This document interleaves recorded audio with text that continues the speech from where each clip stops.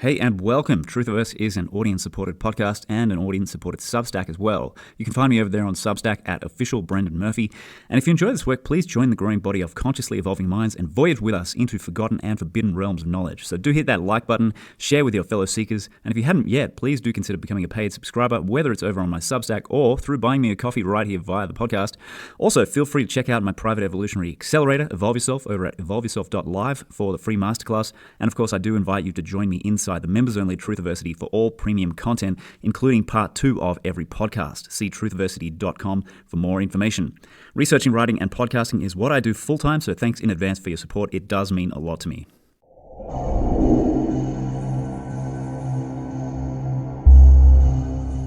All right, ladies and gents, welcome to this episode of Truthiverse. I'm your host, and I have the pleasure of being joined this week by David Whitehead, the man himself.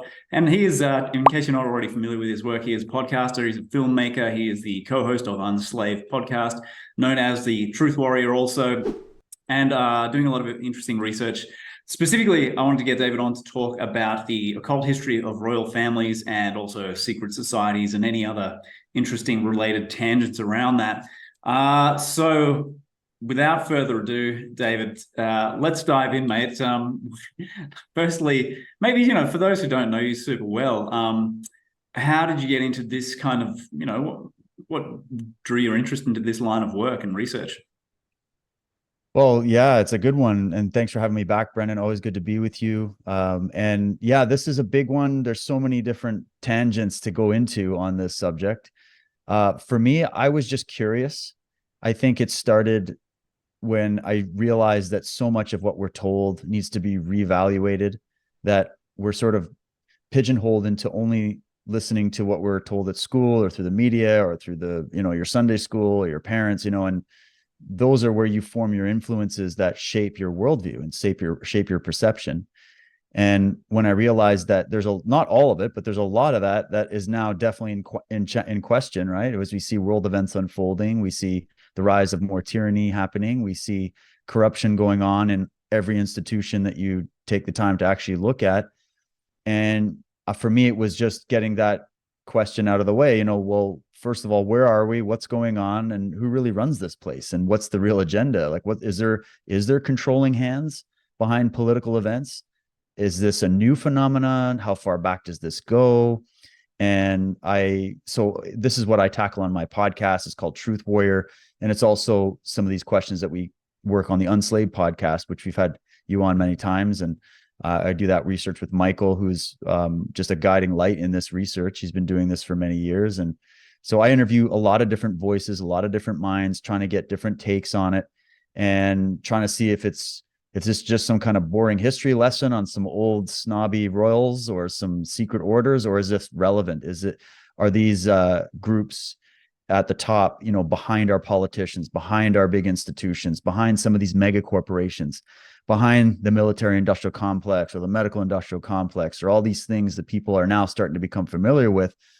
Is there something much bigger behind all of that you can only really see if you start putting a lot of different puzzle pieces together, rather than look at all these different things happening in isolation? It does, for me, it was helpful to start comparing notes and trying to look at the big picture. So that's really what I'm all about. And I've made a film series kind of on this subject, but really focusing on the medical tyranny, what we saw with the lockdowns and the pandemic. And I called this series Cult of the Medics, and people can get it for free at cultofmedics.com. I'm 10 chapters in of 12 that I plan to do. So I'm already almost done.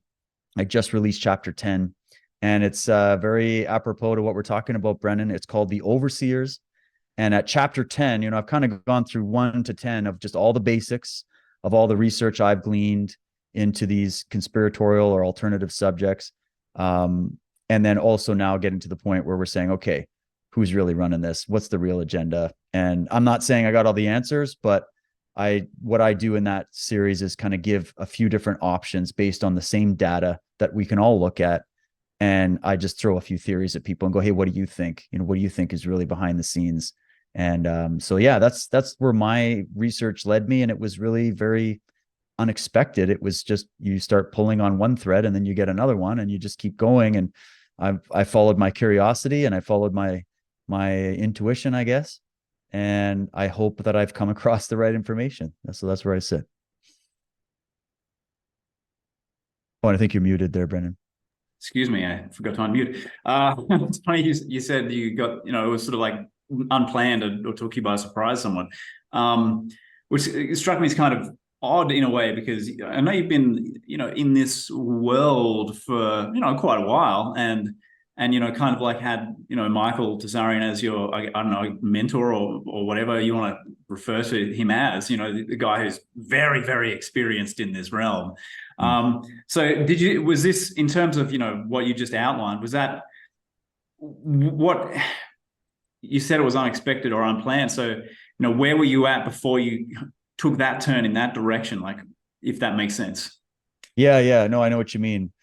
I guess the reason I say it's unplanned is because so much of this was just organic. It was like I was reading a book that I found in a used bookstore years ago. One book that pops to mind would be something like The Gods of Eden by William Bramley, one of those old school books. Or you pull out some book on 9/11, or you get little bits of it, and what it does is pique your curiosity. So then you dive deeper, and then you get passionate about it, and you want to talk about it. And then it turned into me doing little interviews on my YouTube channel back in the day. I just record on Skype and release interviews. I came across Michael. I probably came across his work in about 2007, 2008. And then I got in contact with him, and we started emailing each other back and forth on a few things. And then eventually I had him on my show probably back in 2009. And then I realized the depth of his research. And what I liked about working with him was it wasn't just about his singular opinion. He was just like a walking encyclopedia of names I'd never heard of books I'd never heard of subjects I'd never heard of. And I was just like, what's this about ancient druids and all, what's going on? So I wanted to learn more. And so I just went on an organic curiosity path of my own, decided to share it through my show. So I guess I planned things along the way, but this whole where I'm at came together so organically that I guess that's why I say I didn't plan it. But when you ask like the influence of these people on me, it was the influence of seeing some of the predictions that they had laid out, or some of the themes that they were communicating, the research that they had, that at first glance you look at it, you go, okay, interesting. I don't know enough to refute it or say that it's true. And so you put it on the back burner, and then you go along with your life, and maybe some experiences start to happen, and then you find some other information, and then you see world events unfolding, and you start looking at symbolism and ancient religion, and you get into these bigger subjects, and you find yourself going, okay, there's something to what I heard those years ago. And so I got to keep looking. My intuition would say, keep looking, keep searching. And so where I was before I got to the point where I'm at now, which is, the particular worldview I've developed, was I didn't know what was going on. I just knew that we can't accept everything we're told on face value. And I also, my parents raised me as a Christian. And so there was always the concept of morality and good and evil, and the idea that there was a presence of evil, name it what you want, call it what you want, define it how you want, but that there was a presence of evil on this planet that a lot of people would prefer to not even discuss or even entertain as being real. That was sort of ingrained as a youngster. And then I didn't quite take the religious version of it and the hardcore Christian version of it personally, but I never forgot those lessons, and I always found value in it. And so I just continued and then fleshed out and went, oh yeah, no, well, there's something to that. There is what you could call evil or corruption or criminality, whatever word people like.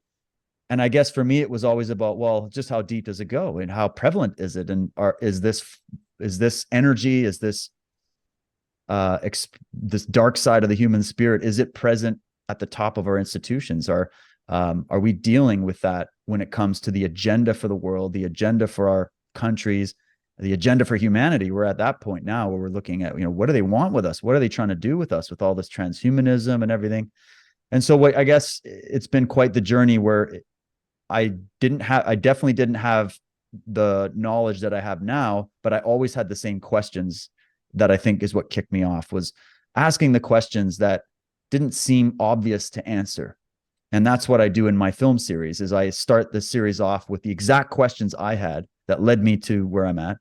And I'm asking that to the audience. And sometimes you get more out of asking a really intelligent question that makes somebody stop and think. Like these are the questions that like snap you out of a haze and go, oh yeah, interesting. Questions like, what is a cult? Do ancient cults exist?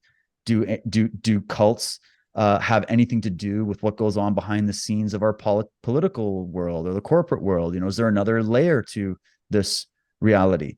What is the nature of reality? And it just keeps going. And those questions are what drive me. I don't pretend to have all the answers, but I think we're getting closer. That's for sure. Yeah, right. Do you feel like your search has been motivated by the metaphysical side of it? Like, searching for a purpose. What are we doing here? Why are we here? What am I here for? What's my role? And this kind of stuff. Yeah, that was the starter for me. Those would be the first ones. The philosophical questions that I think every human being has. It's part of the kit. It's about whether or not we want to keep seeking the answers to those questions. I think that changes. A lot of people just go, well, we don't know, so just party on and hopefully it all goes well, right? But for me, that wasn't enough. For me, it was like, no, I want to know what does it mean to be human? What am I as a person living? What is this body? I've seen, living people. I've been to plenty of funerals. I've seen people that aren't living. I'm like, what's the difference between the two? Where do we go? And then that drives you into the questions of philosophy and religion and science as well. You're trying to look at it all and go, where's the answers to these? What's the human condition all about? Why is it so incredibly hard and difficult? And there's so much brutality and darkness and tyranny and evil and criminality, but there's also love and there's also amazing art and there's beauty and there's an incredibly powerful side to the human experience as well that is hard to see sometimes. You can get lost down the black-pilled rabbit holes of thinking it's all hopeless and you can become very nihilistic, right? But I'm glad I was saved from that by finding some of the great mentors I've had and experiences I've had. And for me, those are the pillars. I think those are the most important questions. It's about who am I as a being, as an individual soul, as a mind? Why am I here? Do I have a purpose? And if I don't know what that purpose is, maybe that is my purpose, is to find out what that is, right? And then it goes from there. And then you start, once you're kind of in there, and I did so much of that, and I still do that. This is my main sort of foundation, those foundational questions. But as you get there, you kind of start to get some of the answers that feel right for you and resonate for you. And then you want to start to get a grip on the reality you live in and the world you live in. And that's where I'm at now, where I'm like, okay, I've kind of nailed to my satisfaction what I think I am and what my purpose is. I've defined that for myself, and it changes over time, of course, as we grow. But now I want to know what's going on in the domain that I'm practicing this now, which is this world. What's happening here? And why is there forces at work trying to prevent me from going on that process organically? Why is there all this new censorship on free speech, which to me is a censorship on free thinking, right? Because in order to think, you have to be able to speak. In order to speak, you have to be able to think. So who's out there trying to be the referee for all of humanity's thoughts? Why? And then why have we seen so many well-intentioned people? This was another big question that got me down this sort of like cult, secret society and world conspiracy rabbit hole, was why is there so many examples of well-intentioned people flocking around central charismatic figures and leaders? What's with them going, you think, oh, these are all good people, but they end up committing brutal acts of evil, whether it's towards themselves or whether it's towards other people, through their ignorance, through their seeking of these bigger questions of life. Because the reason, I think, is people they get attracted to these different cults, whether they're some of these freaky cults we can talk about, or whether they're like political cults, or whether they're just cults of ideas. What are we all searching for? And what is it about humans that we can be so blinded that in that search, we can put all of our trust in these leaders and these ideas to the point where we're really willing to turn a blind eye to mass genocide, or some of the evils that we've seen throughout history, or in cases like people like Jim Jones or Walter Applewhite, with these little cults going on where they're able to commit mass human suicide or mass ritual suicide together, or even some of these other cults like the Order of the Solar Temple, where they're taking on ritual assassination. You think of the 44 caliber killer and Robert de Grimston and Zodiac killers, and you find out they're part of these secret satanic networks and things like that. You go, what's going on with that? And then you keep opening up different avenues and you go, what's the government been doing?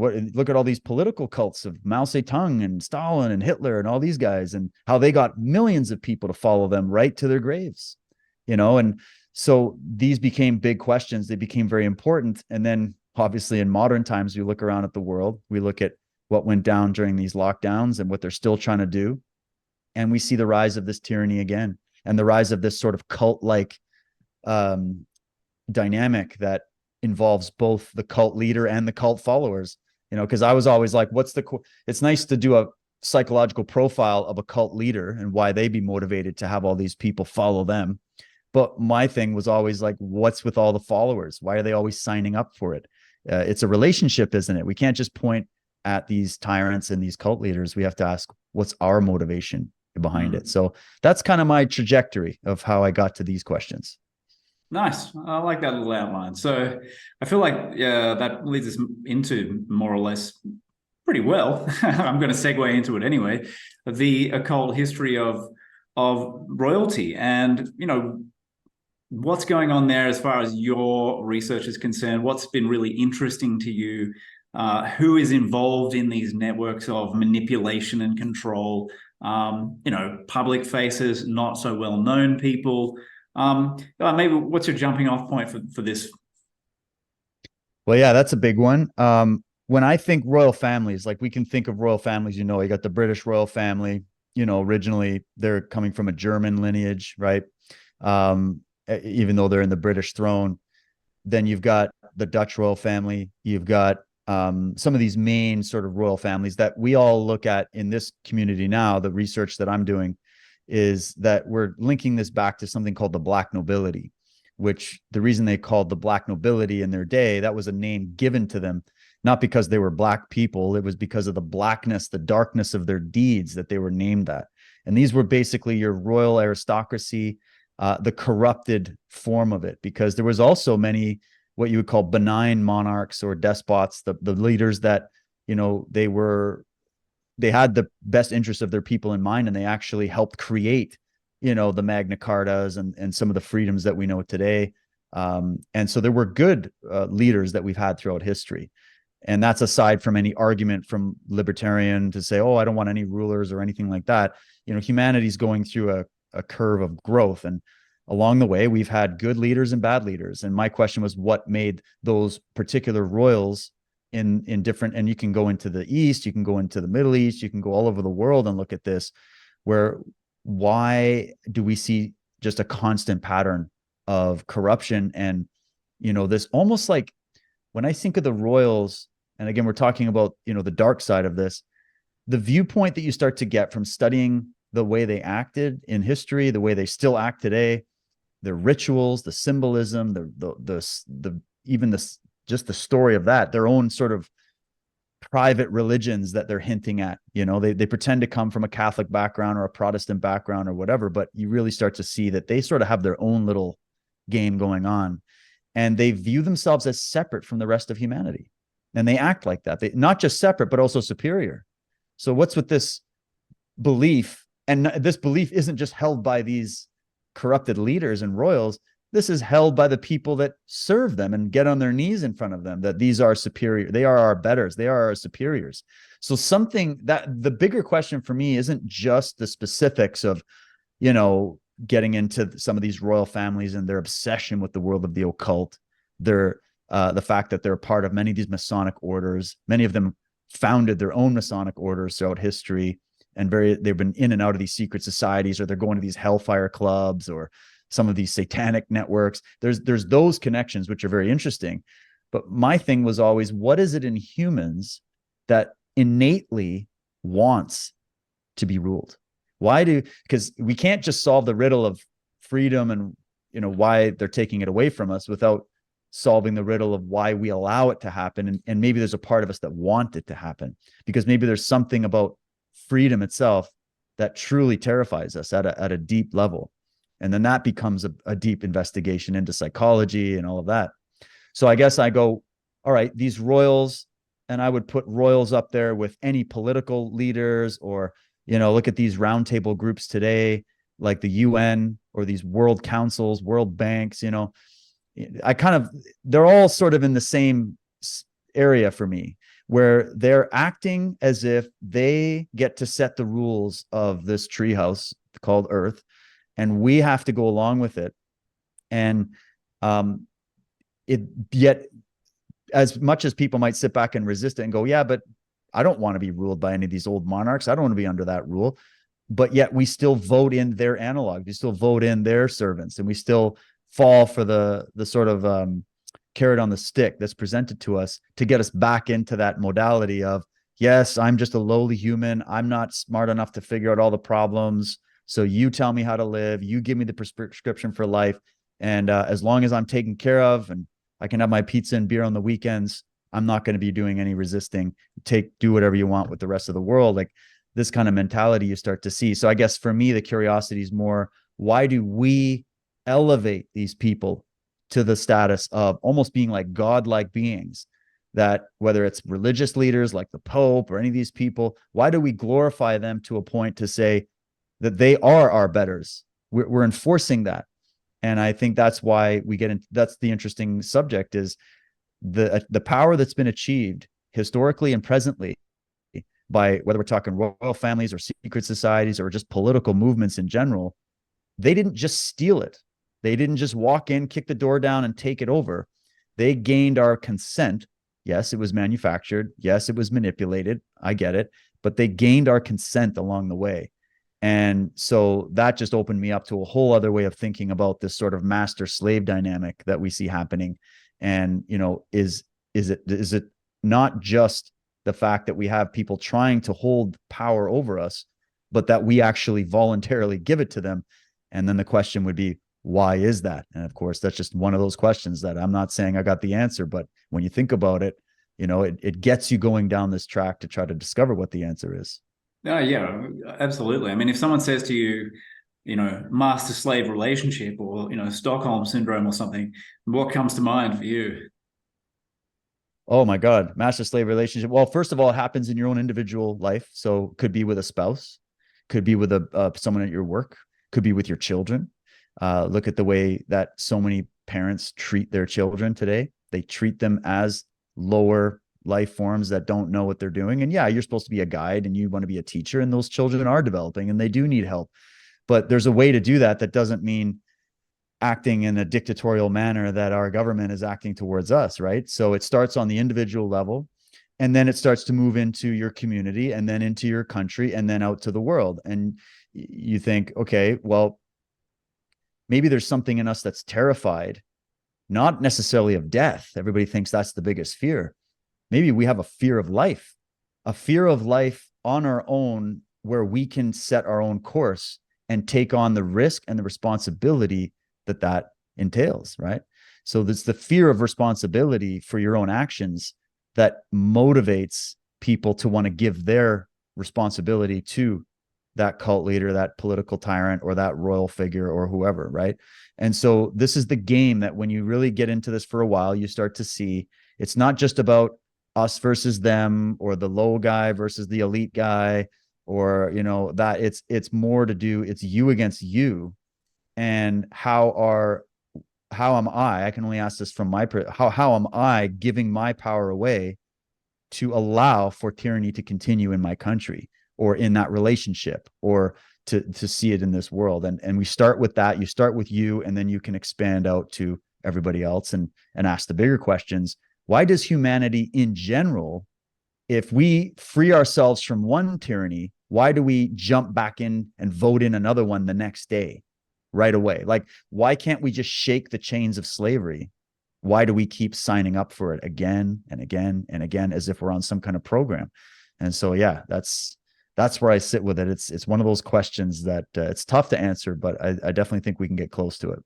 I feel like the responsibility thing's huge, because it's so much more easy if you're not the one making the decisions and having to then exercise discernment. It's like if you were to say, okay, like, what do you want for dinner tonight, right? And I'm like, well, I have a choice. I can, like, say, I want to do this and I want to go and buy the food, and then I've got to go and look at like ingredients listed in the things, and I got to understand what this means. I got to research, is this poison? Is this healthy? Is this okay? Or I could just be like, look, you decide for me. I'll eat whatever shit you serve up. I don't care. It's so much easier if I'm not responsible for my choices. You do it for me. Like I see that as a huge part of the dynamic, just laziness. And it's so much easier in such a complex world now. Everyone's got a trillion different distractions going on, and it's like, just you do it, you sort it out. COVID, okay, yeah, I'll stay home for a couple of weeks. All right, whatever. I don't care. I don't want to look at the science. I don't care about whether viruses exist. Just whatever. I'll do whatever you say. I'm sure you have my best interests at heart. Mm. And that's a good example. And that last sentence you said is where people, this is where I say it's like our naivety has been weaponized and our virtue has been weaponized against us, because you want to do the right thing. Look at everybody with the lockdowns. They wanted to save the poor minority immunocompromised groups and the grandma and everything else. So that comes from a virtue. We want to do what we can to protect those that need us and that can't survive on their own. But this argument has been extrapolated to such a degree today that they're basically wanting you to feel like you are also in some other target minority group, and therefore you're a victim, and therefore you need some strong person to come in and do all the hard work for you. When what if the whole time the solutions to all that have been right in front of us? If only we weren't in that lazy thinking or that knee-jerk reaction to just give all the power and responsibility away to others, right? And I'm not saying we're ever going to fix this in general with the whole human race, but you can fix it in your own life. I mean, you're proof of that, Brendan. I'm proof of that. There's so many people out there that are trying to take more responsibility into their lives. And it's funny, when you do it, it can be frightening because you're actually going against the grain when you do that. Vast majority of people just go along to get along. They don't challenge any status quos. They don't think for themselves. Thinking requires effort in itself. You have a ability to either brighten your mind and your consciousness or to dim it and turn it off and just let all the other voices take over and guide your life for you. And so there are a lot of people that are content. We call them the happy discontents, right? They're content on the surface, but deep down they're incredibly depressed. And the reason they're depressed and sad inside, and then they do all these overcompensatory things to hide that, is because they're not living organically. They're not living as a human being, which is you have the reason, the rationality, the intuition. You have all the tools to navigate your reality, to determine the facts of reality for yourself, and yeah, you're going to need teachers and you need guides, but you have the ability to take that responsibility for yourself just to turn your mind on to learn something new, to gain a new skill, if you don't know what you want for dinner and you don't know how to cook something, well, what's the way to do it? Let other people do it. And maybe, who knows, maybe they're feeding you garbage that's going to poison you.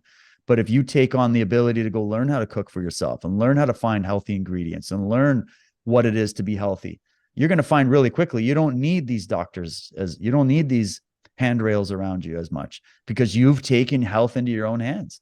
They don't want you to think like that, because that busts their business model with big pharma, who needs you to be sick exponentially and eternally so that you keep going to them for their pills, right? Like, it's those who sell the panic sell the pill. So, but the thing that people get stuck on, especially I think in our movement of people that are waking up, they're seeing all these things we're talking about. More people that I know are waking up than I've ever seen before to this, but it's the initial phase where they start to see the evil and the tyranny and all the things we're talking about, the corruption, and then they don't understand the bigger lesson to it. And they think, well, let's just get other saviors to come in and fix it for us there. And as much as I'm, like everybody else, hoping we've got some help from the inside, and I definitely believe we do, the main operational mindset for you needs to be, well, I'm going to work within the power that I have to take control of my life and my decisions. And even though they want me to be eternally afraid, I believe they want you in an eternal state of emergency, psychologically, which is why we're getting hit with everything you can imagine right now. If they can keep you in a state of emergency, then, like George Carlin says, they got you by the balls, man. They got you because they have a game in place for you that you don't know you actually consented to and signed up for, even just on a psychological or spiritual level, before you even got to the point of analyzing it, right? So in this understanding, when you look at some of the information that we're probably going to talk about here and that you can find in the work that I do, which can seem kind of dark, right? We're talking about some pretty nefarious things. You don't have to look at that information through the lens of fear anymore. And you don't have to look at that information through the lens of, oh, it's hopeless, we can never fix this, it's too entrenched. You won't be there anymore, because you'll just realize seeing the lies for what they are, seeing the stage hypnotist and the tricks that he's trying to use, just as a metaphor, will make you immune to the hypnotism, will make you immune to that. And it's the old quote, I put it in Cult of the Medics, and it's one that's I keep ready at all times. It's by Vernon Howard, where he said, you know, the human sickness is so severe that few bear to look at it, but those who do will become well. And it's this this approach that we call on Unslaved the apophatic approach. It's the old Greek term for how you come upon knowledge and truth, which is through you don't just keep adding so much pieces in there that you can't even fit anything anymore. You deconstruct things. You take them down to their base parts, and you eliminate all the false things. You eliminate the untrue through a process of investigation and analysis. And then you're only left with maybe a few options left. And then you hone in, and then you're going to find the truth. And so this process happens on an individual level, and it happens on the collective level. And I think what we're seeing with all this craziness in the world is just sort of the world of effects of the main causes that are behind those effects that get down to the root of the human psyche, what it is to be human, and these bigger questions that we opened up this chat with. Yeah, absolutely. Oh, so many things, so much richness in there. Do you think, just as a sort of slight side tangent, sure, in the general sort of control structure, as you've done your study, have you found examples, maybe unexpected examples, of certain parties or networks or people, individuals who are part of the orchestration, who might have what we could call good intentions? Yeah.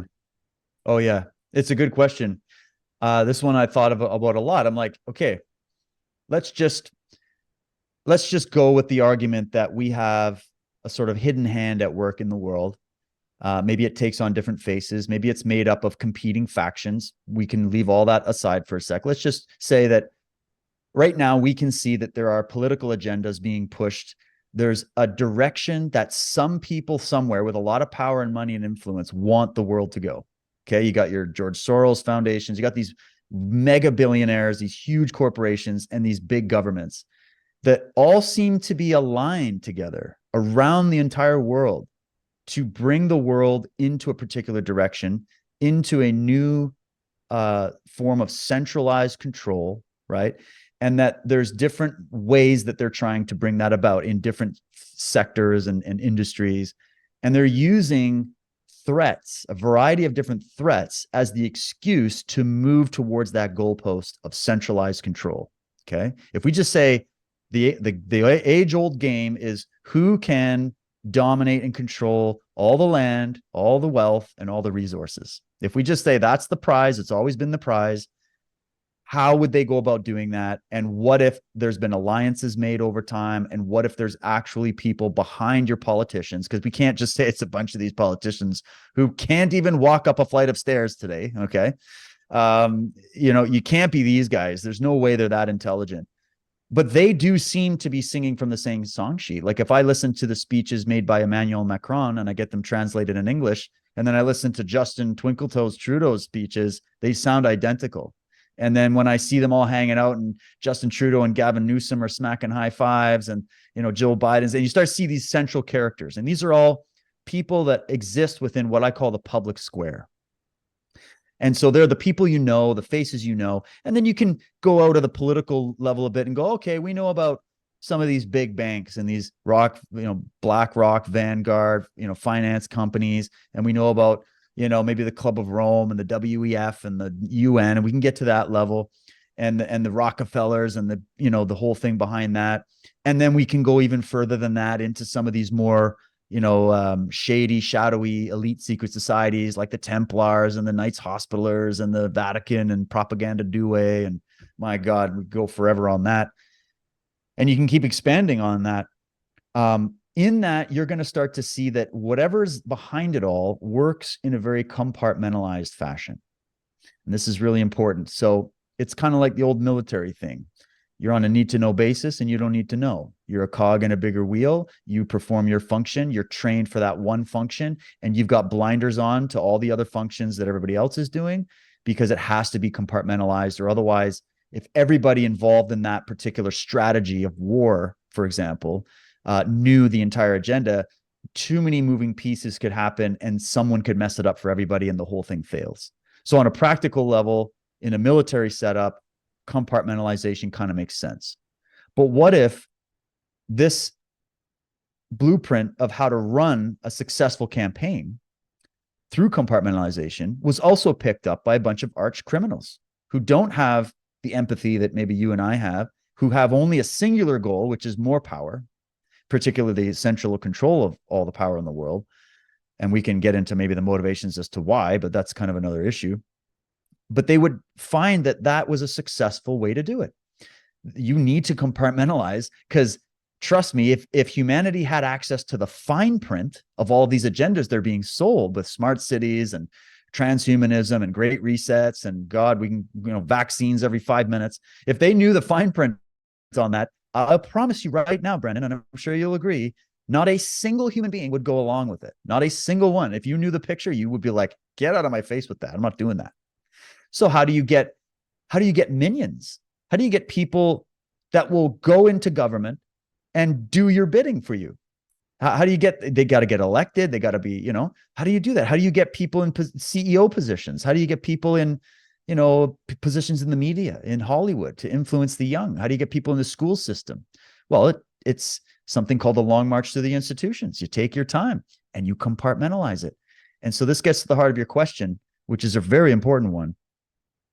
How many people are involved in this greater agenda that to me is very anti-human? It's very anti-natural, okay? It's a synthetic agenda.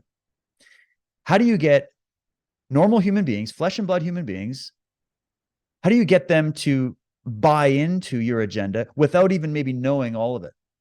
Well, you get them in on manipulation. This is where you get into these experiments that have been done by behaviorists like B.F. Skinner. I speak about this in the latest chapter about the Skinner box thing, his experiments that he did with mice and rats and pigeons on how he could actually train them to respond to food or reward systems, right? And then you get into other experiments like the Ash experiment, which is like social pressure, how people form their beliefs and their opinions based on social pressure, but not facts and reality, right? And then you get into the MK Ultra stuff and the CIA experiments and the all in and on we could go about how there's actually been a campaign of study going on by governments all over the world for decades, if not centuries, on how to manipulate what Edward Bernays called the public mind, how to manipulate the masses of humanity to believe they're doing something that is good and virtuous, but actually facilitates an agenda that's against their interest. How do you do that? How do you get even one person to operate outside of their natural will and actually replace their natural will and their natural thinking with your will and your thinking? How do you do that? How do you create Manchurian candidates? This was a study that your government has done, and they put millions into it. And that was a long time ago. They've definitely upgraded that. And so this means that working within the greater agenda, there are a lot of very well-meaning people, right? At the World Health Organization, not everybody there is trying to set up a global tyranny, but there's an inner core of people that absolutely is. They're practically writing it down and just telling you to your face now, right? But what are the people, and I get even to the secret societies, not every Freemason is evil. Not every Templar and Knight of Malta is evil. Not even every Satanist is really that threatening. They're just trying to find the cult that works for them, but they believe themselves. This is the difference. There's reality, and then there's the belief in what reality is. And that the belief can be manipulated, right? Only as what Frank Herbert said. He made the Dune series. He said, only not belief can be manipulated, but knowledge is dangerous. And Mm. knowledge is dangerous to the lie. That's what he's talking about. But belief, I mean, man, you got so much wiggle room in there. You can create a Jacinda Ardern, no problem. You can create through belief. Do you think she sits down with the big high table and is like, ha, ha, ha, ha, we're close to our world empire? She doesn't have the brain capacity for that, but she believes she's doing what's right. That's why they get them into this whole communistic, socialistic mindset where we're going to stop all the bad guys. We're going to get rid of all the terrorists. We're going to end all the illnesses and the pandemics. We're going to stop the weather from being so, chaotic and unpredictable. We're going to end, slavery and poverty. And their favorite word is we're going to end inequality. This is their favorite little carrot on a stick. And so those things sound good. When Mao Zedong gets up on the mic and he's got millions of Chinese waving the red Mao Zedong book and going, yes, yes, yes, yes, yes. Moments before in history, they're all about to be completely wiped out and exterminated. The reason that they've all bought in is not because they're all in on it in the sense that they know what's happening. They are following emotional cues that were planted in their minds, and their virtue was weaponized against them. Their humanity was weaponized against them. So this is how I see it. I see it as you have your arch psychopaths that have zero empathy for humanity. In fact, I believe they hate the human race. They don't, we can argue whether they're human or shapeshifters. I don't care. Let's just go with the fact, okay, these are a bunch of humans that, they have sort of rejected nature, reality, and what it is to be human. And they want to supersede that. And they want to create something in their image. So they're psychopathic. And by that, they've divorced themselves from the rest of human civilization and created their own little breakaway civilization that to them is better than everybody else. And I guess they have an argument in one sense because they have accrued all the knowledge, the wealth, influence, the power. They have been able to stay committed to their vision, whereas most people can barely commit to a workout routine, right? And so, you get your hat off to them for that as an enemy. You go, okay, wow, you guys really got your shit together.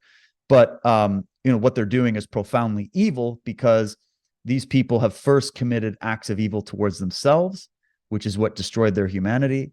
And then now that's what makes them capable of committing great evil in the world to their fellow humanity.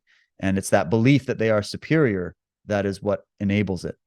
And then, of course, there's the argument that maybe at the top, we're really not dealing with something human, but that would be another topic for sure.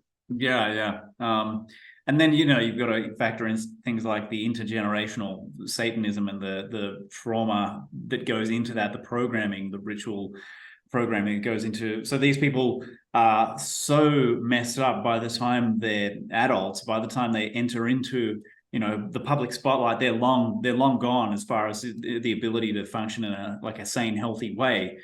So I think a lot of them are just so messed up and so compromised, but they're also operating in a system that not only has trained them to be ruthlessly vicious and unempathetic, but they're also, people have got information on them that they'll reveal to the public if they don't, toe the line. They've got compromising video footage of them doing something they shouldn't be doing that they'll release to the public. And, so therefore, I think that helps to, sustain their long-term commitment because they're probably, a lot of them are shit scared for decades on end of being found out.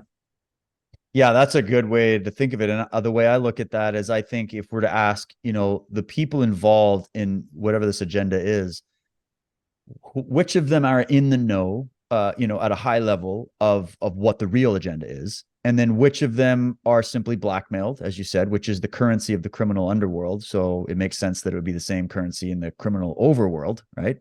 And then you also have the people that are just easy to pay off. They don't care. They like zero fucks given, man. They're just like, yeah, I'll take the money. I don't care what you're doing. I don't know. I'm not going to ask any questions. Do you want me to exterminate a few hundred people? I don't care. I'll do that. Or I'll sign this new bill into law that's going to totally destroy your constitution. Yeah, I'll take some money for that. There's those people.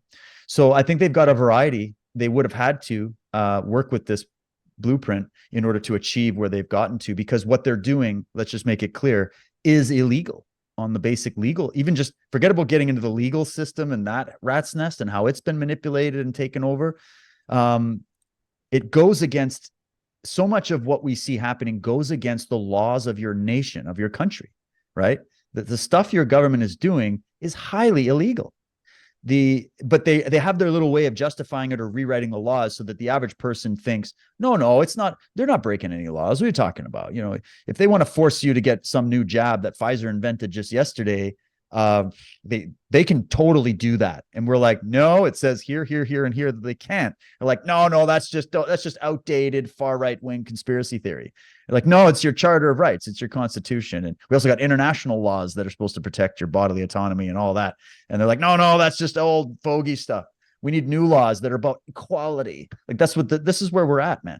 So what they're doing is they're selling a very gullible people lies to make them believe that the things they're doing are actually totally justified, they're legal, they're on the up and up, and that they have your best interest in mind. And yeah, we got to, break a few eggs to make an omelet. So yeah, there's going to be a little collateral damage, but it's for the greater good.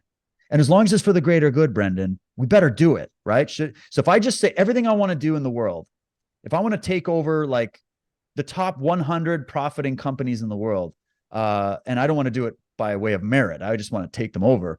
All I got to do is just convince a bunch of legislators to bail me out and keep me ahead of the game, and then put me at an advantage where I can just eventually take over. I don't have to do it legitimately.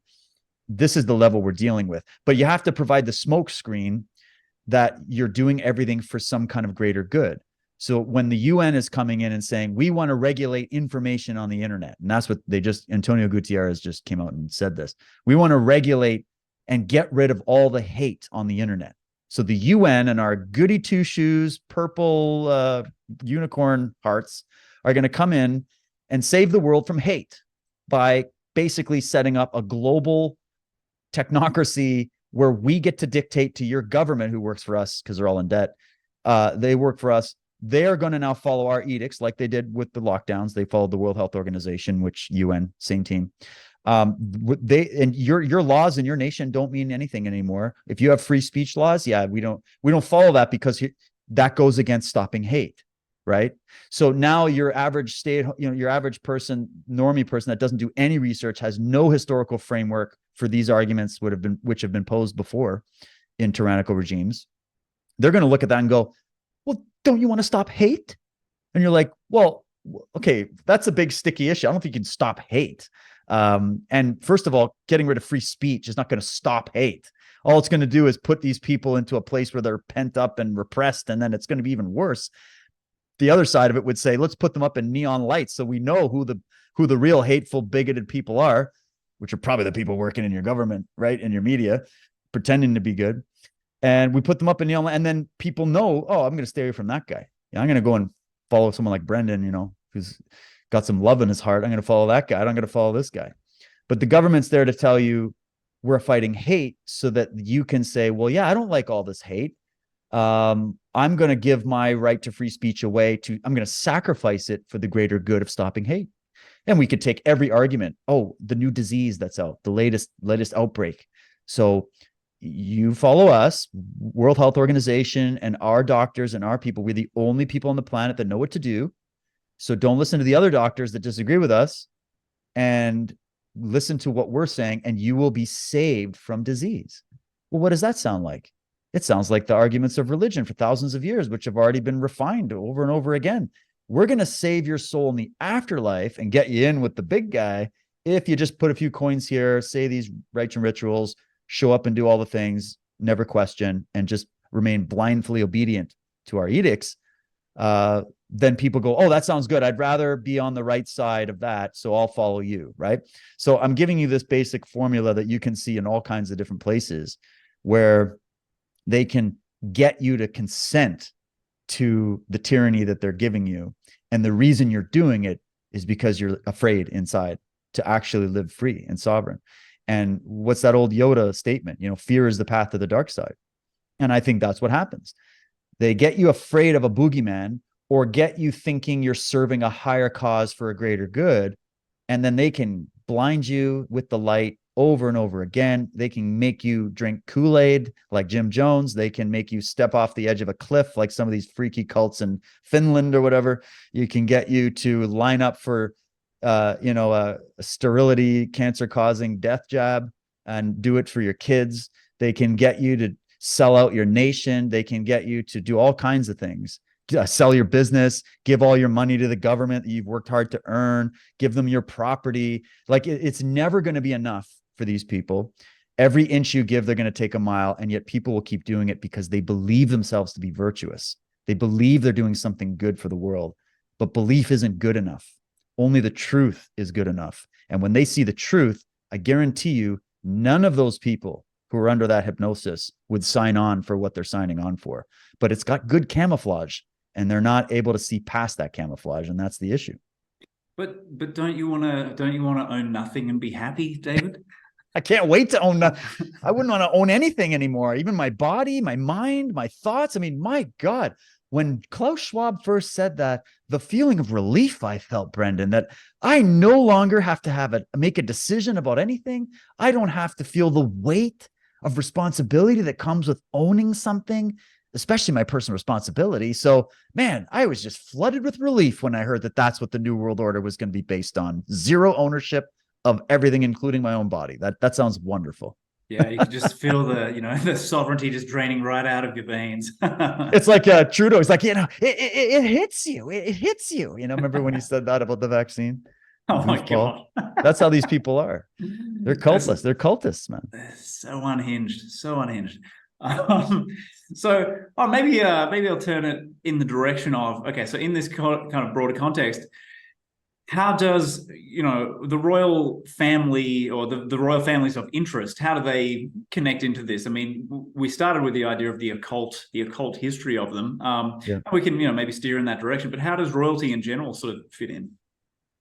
Well, you definitely had it when we talk about, you got two ideas here. You've got the actual bloodlines, like families that have preserved their bloodlines and their lineages for hundreds of years, some of them thousands of years. Some of these royals, like as in the case of the Queen of England, who passed recently, or we were told, who knows, that she would track her lineage all the way back to the pharaohs of Egypt, these kind of people, right? And some of them have said that as well. We saw this very deep in the Nazi movements with the Thule Society and the whole talk about blood and genetics and lineage and how they're descended from the gods and all of this. We saw this in all the political regimes. There was this idea of sort of like a genetic heritage that needed to be preserved, but it's only preserved, like they kind of sell the public on the fact that, yeah, we're preserving your heritage and your genetics. But really, that's not the case. They're using it for experimental purposes, and they're just preserving their own, right? So there's the preservation of actual bloodlines, and there's a whole, there's so many authors that have written on this, Holy Blood, Holy Grail, the 13 Illuminati bloodline families, whatever. You can get into that kind of research. It's very interesting. And it's interesting to track it and actually do the lineage and see, yeah, some of these royals that come from different royal houses, they're not a thing of the past. They're not just some medieval pageantry that we still pretend exists just for show. These people sit in parliament. These people sit at the UN. Like, for example, one of the groups I look at, which I would consider a royal bloodline group, would be like the Knights of Malta or the Order of Malta, which were previously the Knights Hospitallers and had their connection to the Templars, right? Which are one of the most powerful orders in history. And, so you've got those lines. And then you also have, so you got the genetic descendants. And there's a case to be made that maybe that's why we see such a connectivity, no matter who, the next king's son or queen's daughter gets in and the same agenda keeps rolling on. Then you have this thing about ideology, the ideological descendants of basically ideas. And I get into this really strongly in a premium I do on Truth Warrior. So my Truth Warrior premium is a couple bucks a month, and I do these special presentations on things and deep dives. And one of them I do on this book called The Occult Conspiracy by an author named Michael Howard. And this is an academic Masonic source. So this is a guy coming from the inside who's looking at the world conspiracy to formulate world government and all of this as something that was first fomented behind the doors of secret societies. And he starts in the French, actually goes back into history of the Templars and all these groups. And then he gets into the French Revolution and then the American Revolution and then up to the modern day. And it's a really interesting thread because you find out that there were ideas that were cooked up within these secret societies And those ideas were what birthed communism, socialism, fascism. So all those political isms that people are familiar with and are all arguing about, what's the new world order going to be? It's going to be fascist. No, it's going to be communist. No, it's going to be this and that. All that stuff is, again, for the public square. These were occult movements, before, and occult meaning hidden, secret society, underground movements, well before they were even named in the public, right? So we think of something like communism, you think, oh, Karl Marx and all that. These guys are commissioned writers, commissioned public faces to present the doctrines. These are the Communist Manifesto is an occult doctrine. That's what it is. And it's far older than just the Bolshevik Revolution, right? It goes well back before the Jacobins in France and these secret orders. So you have the ideology that was cooked up behind the lodge doors, and then guess who's getting recruited into these high-level Masonic and secret order lodges? And there are many people don't even know the names of. There's so many of them. Like the Black Preceptory in Ireland, like the crazy ones, right? Or Skull and Bones at Yale. They groom these politicians and they put them in power. Like, is it any coincidence that in America, you were going either John Kerry or George Bush or Bill Clinton versus George Bush? So that's left-right politics, right? Bill Clinton's a Democrat. George Bush is a Republican. Guess what? Graduated from the same place, hang out with the same people, probably all on the Epstein client list, and they all graduated from Skull and Bones at Yale, right? And there's many examples we can go into where you see the divisions on the surface of the political or even religious groups. You see Catholics getting not knighted, but brought into Islamic Eastern groups. You see Eastern guys getting knighted by the King of England, right? Just like we saw, even in you see that happen with corporate interests, like the CEO of Moderna was just knighted by King Charles. What does that say, right? I thought it was just division between church and state and monarchy and corporation. And I thought there was all these divisions and protections. Yet you find out, okay, what's big musicians like Bono and those guys getting knighted by the Queen of England? What's that about? It's just for honors. It's just for services rendered. Yeah, but George Bush Sr. was also knighted by the Queen of England. What's an American president? America's history being that they separated from King George and the British Crown and formed a country. What's he getting knighted by the Queen of England for? Did they just make peace and they're just doing it for coming together? Or is there something more occult going on? Is this a public demonstration of an occult graduation ceremony that's actually happening behind the scenes? But because these are the public puppets, they do these little things to show you and show them, where they are in the pecking order. So you got George Bush Sr. What was he famous for? Well, the start of the entire debacle of the Middle East and the introduction of the New World Order in his famous speech in America and the 1,000 Points of Light. And he's bringing all this religious language into his political speeches. And Brendan, on and on I could go with the ideology side of it. And then there's arguments to say, yeah, well, the Bushes are connected to some of these high-level Nazi SS families, as is like in Canada, Chrystia Freeland, her great-grandfather was an actual SS Nazi, one of the top guys. They recently brought one of these dudes in to clap for them in Parliament in Canada, which was totally embarrassing. And you start to see that you see the same kind of ideology, regardless of all that, whether it's bloodline, whether they're part of the group or not. You see them reading the teleprompter and reading the same script that's been read in China. It's been read in Iran. It's been read in Africa under Idi Amin. It's been read by Pol Pot in Cambodia. It's the same script of this. We're coming together as one. We're fighting off the overlords. We're the revolution now. And we're going to create, oneness for everybody and equal opportunity. And all we got to do is just give all the control to the government, and they'll take care of it. And it's the same refrain. What are they telling you with climate change? Just give all the control to the unelected bureaucratic nightmare that is the United Nations and let them manage and micromanage your life. So I see that you've got, in that royal lineage, you have the actual top alphas. Like I'm talking, like if you use John Wick language, that movie, they talk about the criminal underworld and they have something called the high table, which sort of pervades over all the little lower gangs that are all going to tear each other to bits unless they're held together by the high table. Well, I see that as the way the world is. There's the high table These are, in my opinion, bloodline genetic descendants of some of the original cults that come from the ancient world. These are bloodline related to the original Setians from Egypt and the whole thing, the real Satanists, okay, not your little local gangs.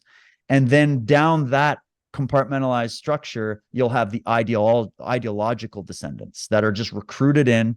They're mostly brought in through the human trafficking world, where you have that whole thing of missing children. And there's even, it's pretty dark, but there's even families they've discovered in America, Ted Gunderson and many other people blew the whistle on this, that actually breed children for the purpose of selling them.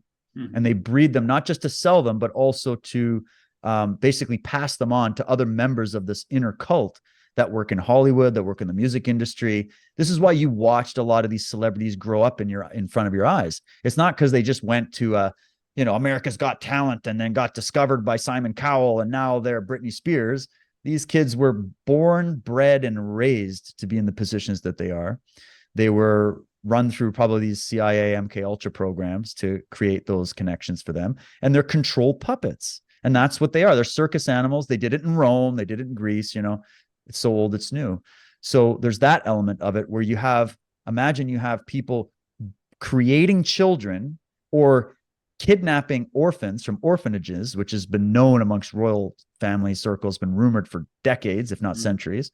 And they take these children, or there's also the human trafficking trade that they just go and take their pick. Think of that movie Taken with Liam Neeson. In the ending scene when he finally finds his daughter, she got kidnapped. He's in this room where these very elite people are sitting behind these little shady booths and they're all voting on which kid they're going to take with them, right?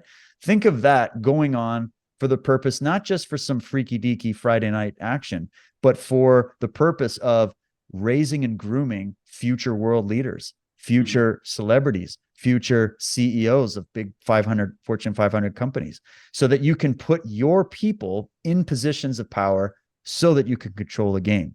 So it goes really deep, it goes really big, and I think it's a mix between the real genetic lineage, royal elites, the royal bloodline, the red carpet, what do you want to call it, the descendants of the gods, and then you've got the ideological recruits that have been groomed and turned into these puppets on strings. And I think that's the ultimate way that they keep these people under control. And the people who are, you talk about the genetic minds, we've got this ancient idea of, the divine right to rule, right? Which has been part and parcel of the whole humans constantly giving away their autonomy and their power and permissioning these people to rule them. But how does that connect in? Where was I going with that? Lost my divine right to rule, like almost like they have a mandate from on high or something. Well, yeah, I mean, this is it. I was leading somewhere with that, but yes. Look, I've lost my train of thought. That's awkward. Well, if I can go off that, yeah, I can go off that because Sure. I know where you're going. It fits well because the divine right of kings, right? Yeah. And maybe we can romantically think back to a time when that actually meant something more. Like the divine right of kings wasn't bestowed necessarily by the gods, although they would probably write it like that. It was really bestowed by the people to say, we're granting you, this individual leader or family, the ultimate responsibility, which is you're to watch our gates and protect our gates, to make sure we've got good food. We need management. Humans need leadership. Let's be honest. We need leadership. And having leadership doesn't mean that's necessarily dictatorial or culty or anything like that. It's just that maybe the divine right of kings started with a noble vision of just having them, they hold their first commitment to God or the gods or the All-Father or whatever to keep them in check, so it's almost like they needed a higher power to bless their mission of taking care of their flock. And if they did a good job of that, I got no gripes. But if divine right of kings, because it is meaning to these people that they are the gods, or they are superior and better than the others, and that they can use their power for whatever they want. And in fact, that power could include even to the point of, completely getting rid of your following so you can replace it with a better one. I don't know. Because I just think of the fact that they're using their power today to try to sell us on the fact that we need to go through mass depopulation in order to be able to survive as a species, right? And so the divine right of kings is now a warped, distorted version of what it used to be. And this dovetails into this other important element that I try to tell people about, which is that this concludes part 1 of the show. You'll find part 2 and related materials in my members-only portal, The Truthiversity, the Consciousness Raising University. This creation is the official home for all my multimedia research and entertainment content. Updated regularly, my members get access to absolutely everything I create, including full podcasts, videos, blogs, courses, audio files, live internal events, the whole enchilada. Grab yourself a free 24-hour pass at access.truthiversity.com.